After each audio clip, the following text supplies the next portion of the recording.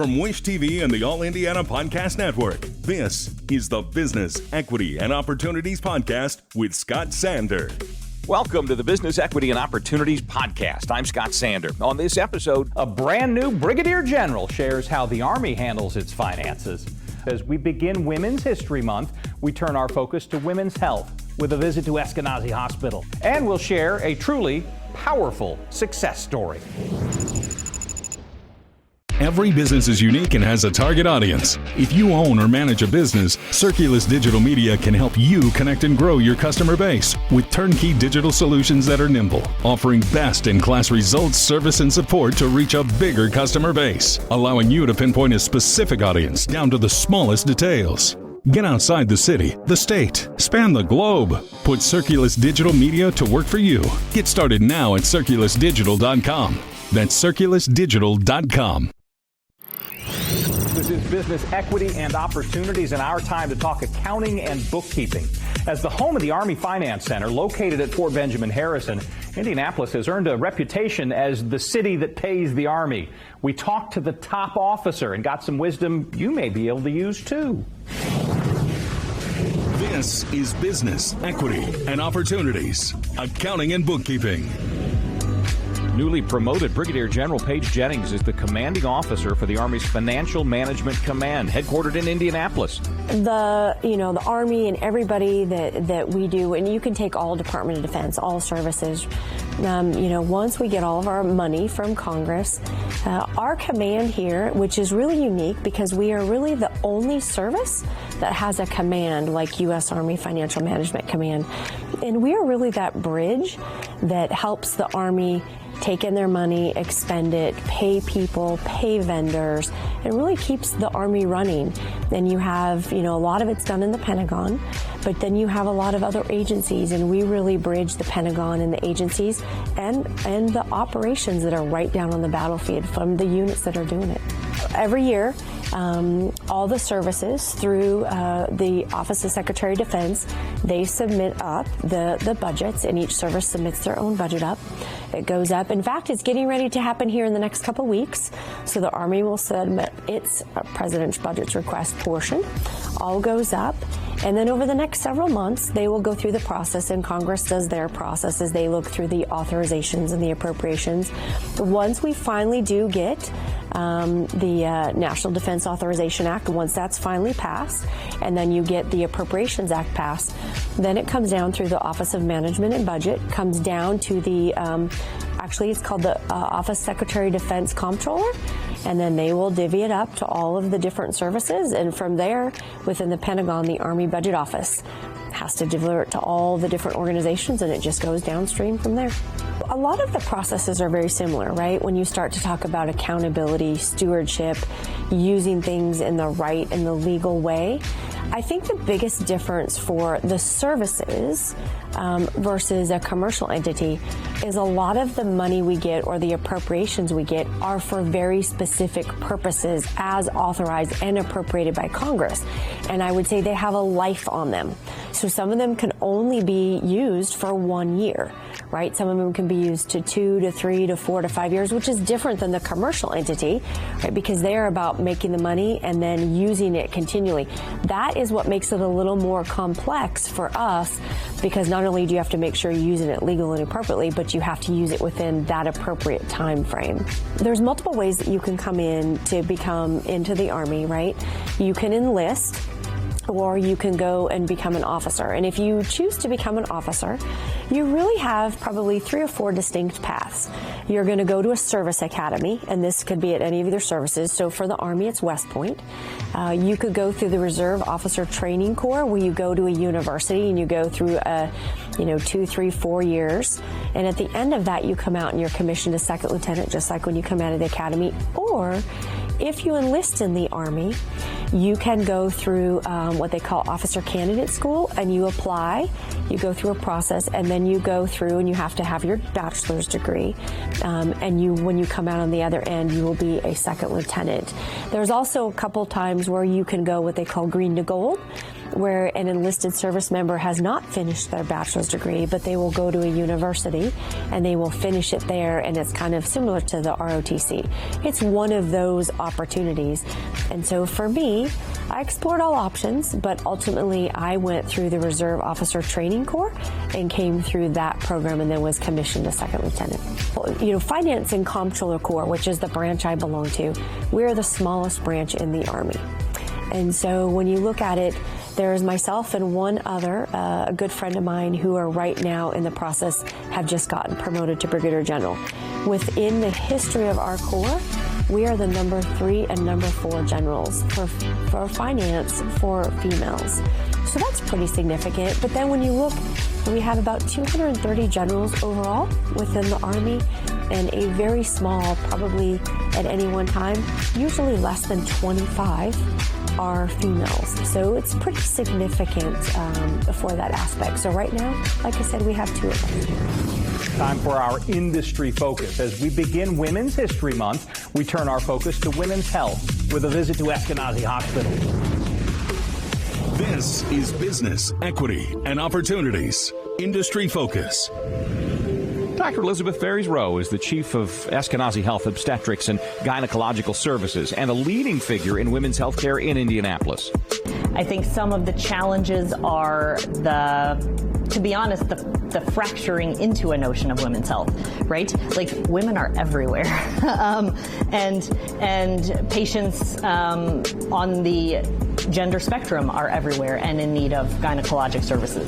And I think one thing that I hope to do in this role, that I tried to do in this role, is to empower non-OBGYNs to feel comfortable taking care of women and patients who need gynecologic care, rather than feeling as though it's not a place that they're welcome.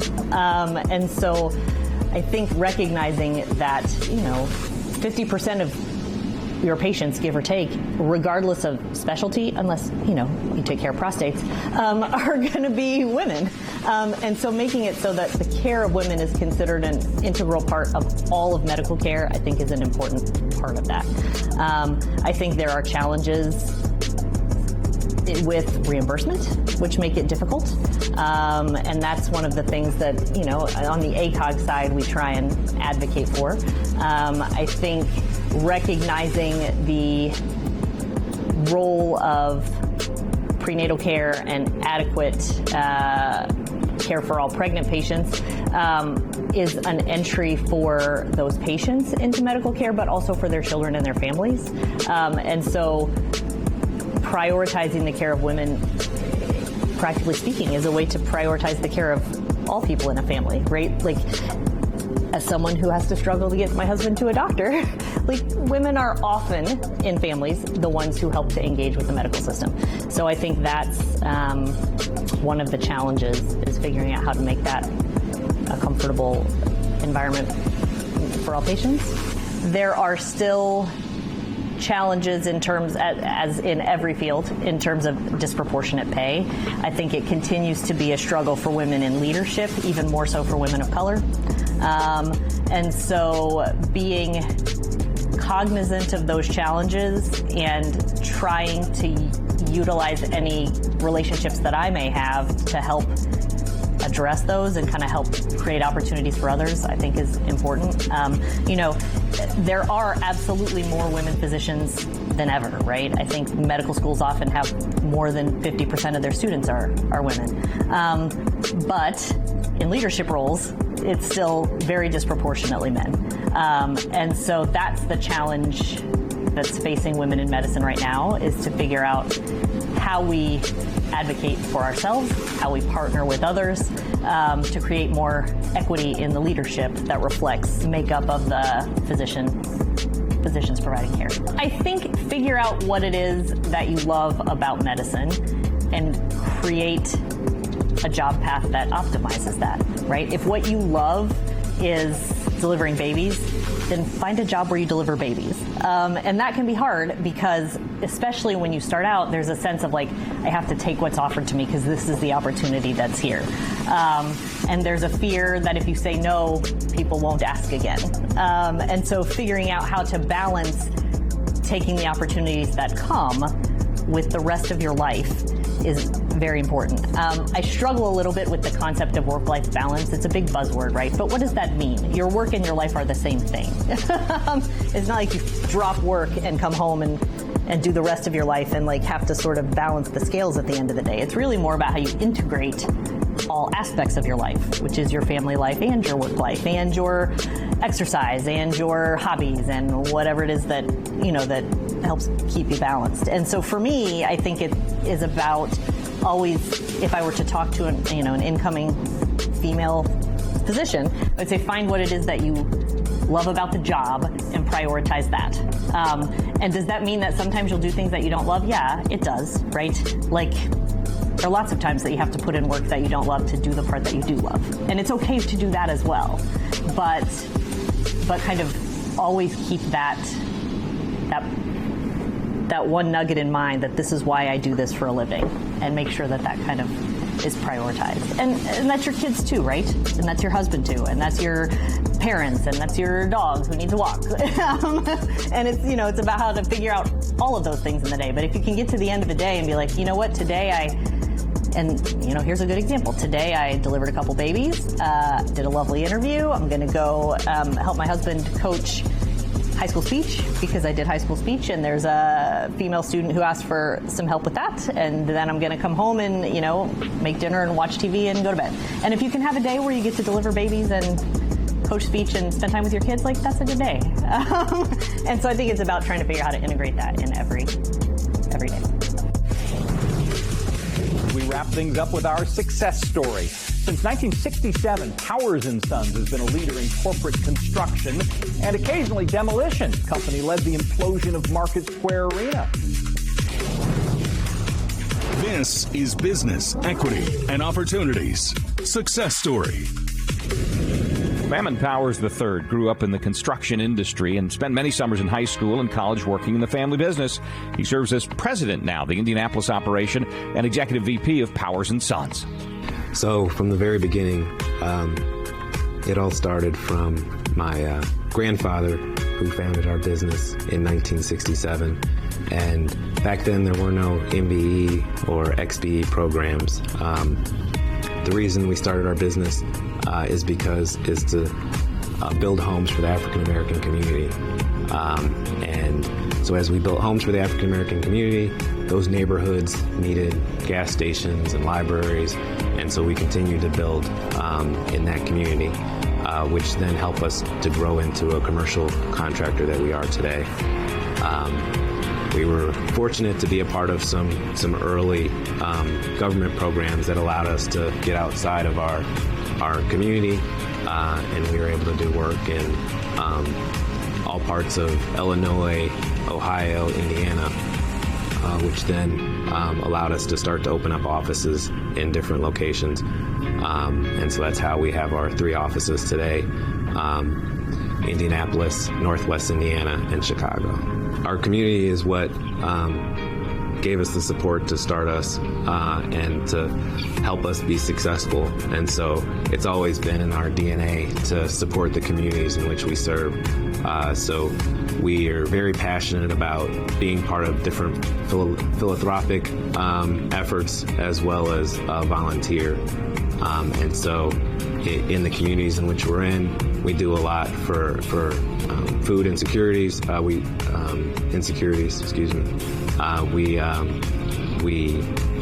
in the education space, we give a lot of scholarships for at-need base as well as construction-related. And so it's very important for us to give back to the community. Early on, my grandfather was encouraged by my grandmother to start the business we have, and it was called Powers & Sons Construction, but it was probably her vision for the future because the oldest son was only 18, so they weren't fully in the business.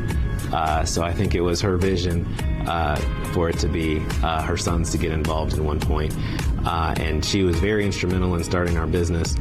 However, back then with the times that we're in, she wasn't fully written into the the corporate documents, but you can tell that she definitely influenced and had her part in putting them all together and making the company, creating the company.